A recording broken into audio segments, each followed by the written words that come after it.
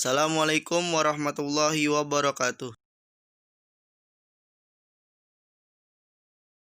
Perkenalkan, nama saya Fajar Reza Pratama. NPM saya 181063107030. Saya dari kelas PJKR 5D. Dalam video presentasi ini, saya akan menjelaskan materi tentang manajemen sistem dan administrasi olahraga. Pertama, saya akan menjelaskan tentang manajemen. Apakah itu manajemen? Duff dan Marcis tahun 1998 mengarahkan manajemen sebagai proses pencapaian dari target organisasi secara efektif dan efisien melalui perencanaan, pengorganisasian, kepemimpinan, dan pengontrolan sumber daya organisasi. Dewan Peninjau Manajemen Olahraga atau disingkat SMPAC yang mewakili Dewan Asosiasi Olahraga dan Pendidikan Jasmani Nasional disingkat NASP dan Manajemen Olahraga Masyarakat Amerika Utara disingkat NASSM tahun 1993 tahun 2000 lebih lanjut mengidentifikasikan manajemen olahraga sebagai ladang pembelajaran yang menawarkan latihan dan pendidikan spesialisasi yang dibutuhkan oleh individu yang mencari karir dan banyak segmen industri. Istilah manajemen didapat dari kata dalam bahasa Prancis yaitu manager yang berarti digunakan dengan hati-hati dan juga dari kata dalam bahasa Italia manager yang berarti mengendalikan. Selanjutnya, apakah manajer itu? Seorang manajer adalah seorang yang aktif secara khusus dan merupakan bagian dari proses manajemen.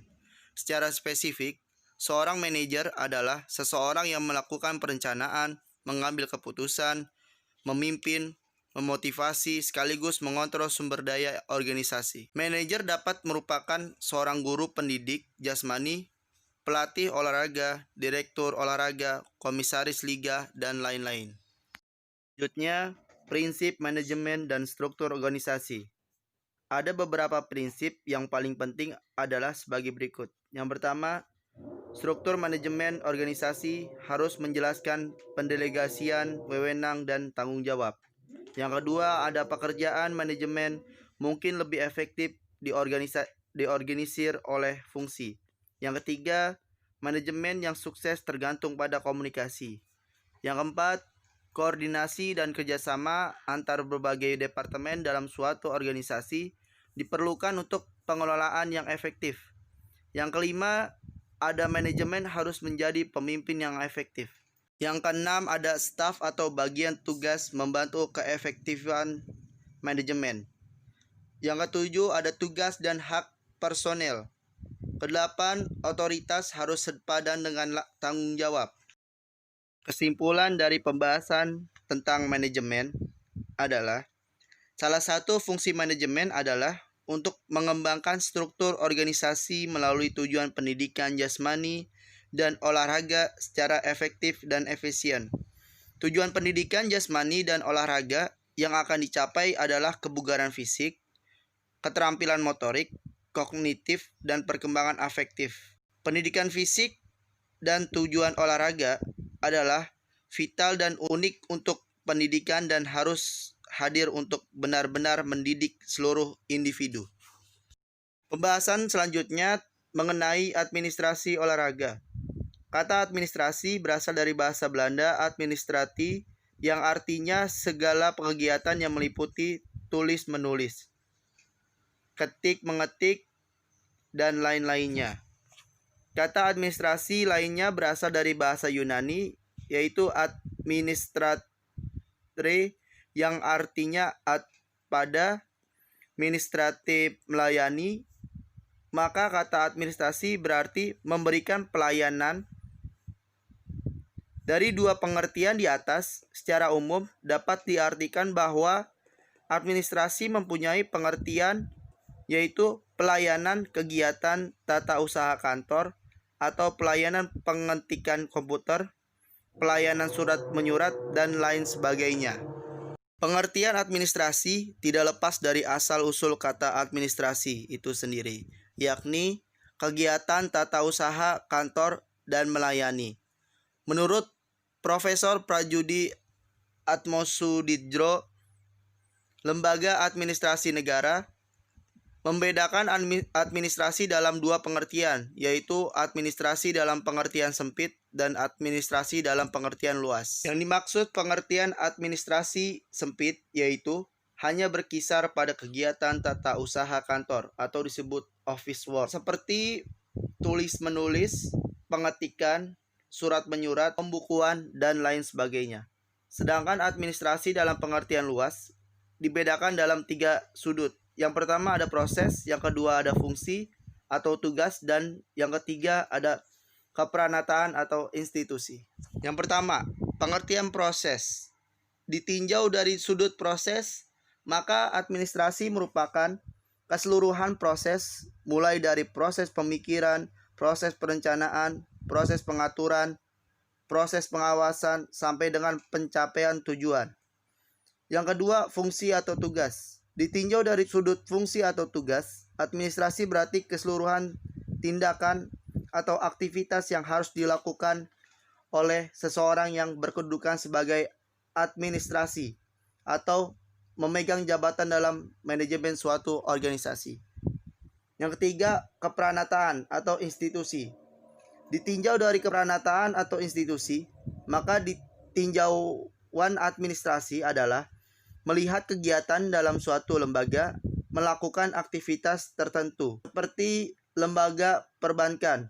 Maka ada orang-orang yang melakukan kegiatan perbankan dalam lembaga itu. Kesimpulan dari pembahasan mengenai administrasi adalah dari definisi-definisi tersebut yang sebelumnya kita bahas, dapat disimpulkan bahwa administrasi mengandung unsur-unsur. Yang pertama, adanya orang-orang, adanya pedoman atau petunjuk.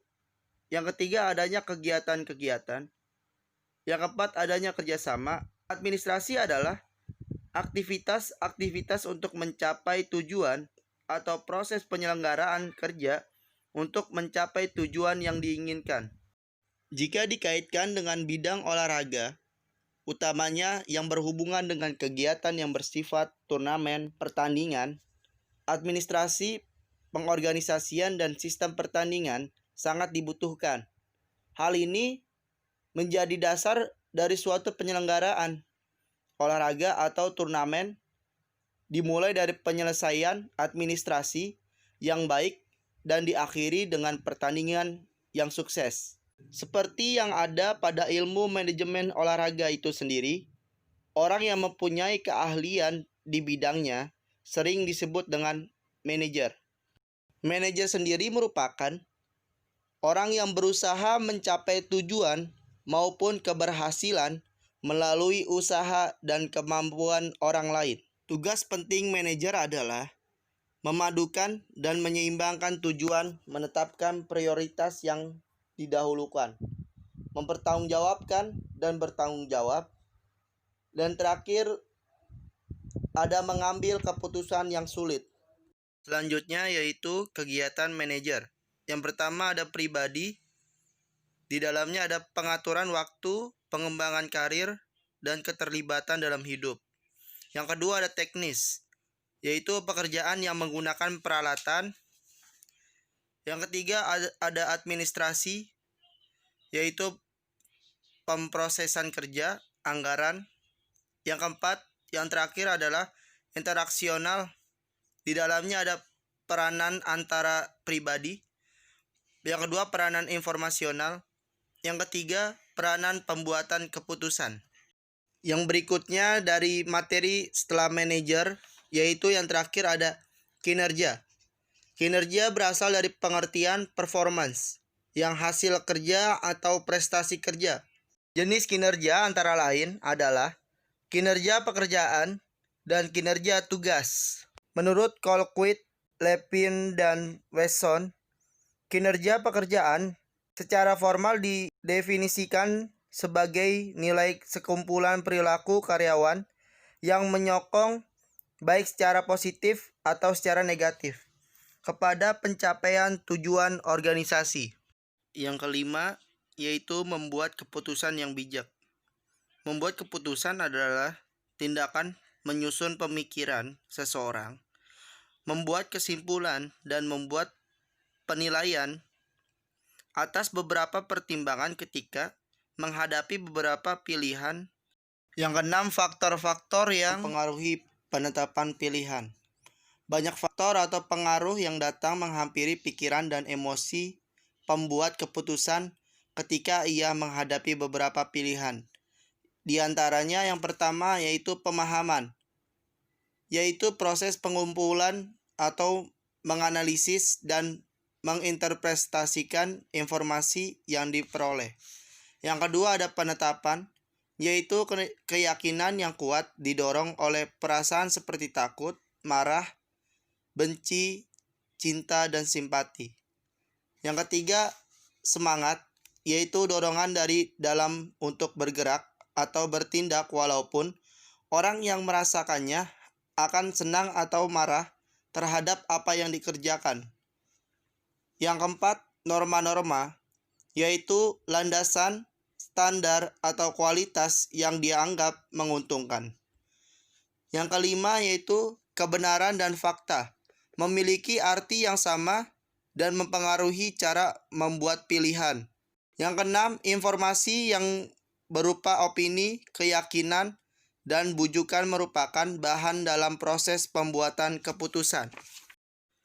Yang ketujuh, administrasi atau manajemen. Administrasi atau manajemen meliputi perencanaan, pengorganisasian, kepemimpinan, dan evaluasi. Yang pertama, perencanaan.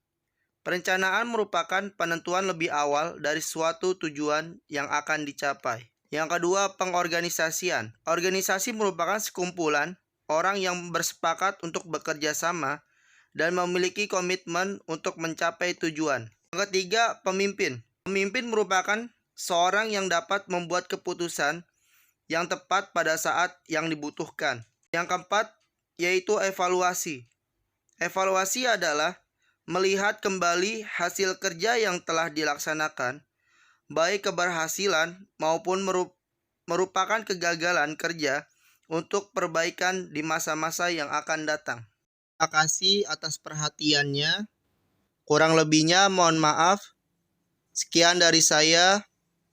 Wassalamualaikum warahmatullahi wabarakatuh.